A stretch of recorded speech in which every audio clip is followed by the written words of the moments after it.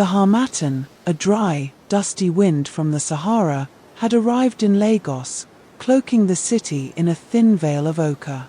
It whispered secrets through the rustling palm fronds and carried tales from distant lands. This year, however, its whispers felt different, tinged with an unusual energy. Our story begins with Io, a young, gifted artist struggling to find his voice amidst the cacophony of the sprawling metropolis. His small studio in the heart of Makako, a vibrant waterfront community, was his sanctuary.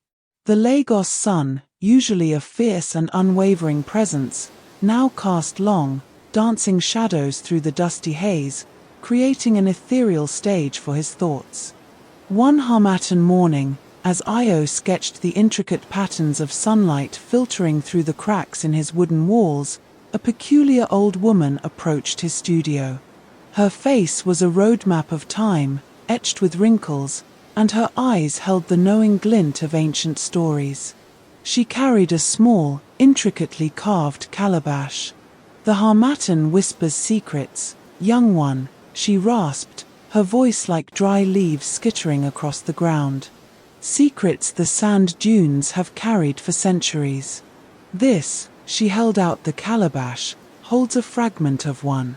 It seeks an artist's hand to give it form." Intrigued, Io hesitantly took the calabash. It felt strangely warm to the touch. Inside, nestled on a bed of faded indigo cloth, lay a single, smooth, obsidian stone. As his fingers brushed against it, a vivid image flashed through his mind, a swirling desert landscape under a sky ablaze with stars, and a melody, hauntingly beautiful, echoed in his ears. Over the next few days, Io became consumed by the stone and the visions it evoked. The dancing shadows under the Lagos sun in his studio seemed to mimic the shifting dunes in his mind. The Harmattan winds outside his window sang fragments of the melody. He felt an irresistible urge to translate these sensations onto his canvas. He began to paint with a fervor he had never known. His brushstrokes, usually hesitant, now flowed with confidence, guided by the unseen forces swirling around him. He mixed pigments that captured the dusty hues of the Harmattan and the fiery oranges and reds of the desert sunsets he envisioned. As Io painted, strange occurrences began in Makako. The fishermen reported unusual catches, shimmering fish with scales the color of the obsidian stone. The air hummed with a subtle energy, and the familiar sounds of the lagoon seemed to harmonize with the faint melody that now constantly played in Io's mind. The old woman reappeared as Io was nearing the completion of his masterpiece. The canvas pulsed with a vibrant energy, depicting a breathtaking desert scene under a celestial canopy, with figures dancing to the haunting melody. "You have listened to the whispers," she said, her eyes gleaming with satisfaction. "The secret of the Harmattan is the interconnectedness of all things, the echoes of the past resonating in the present. The stone chose you, young artist, to give voice to this ancient truth."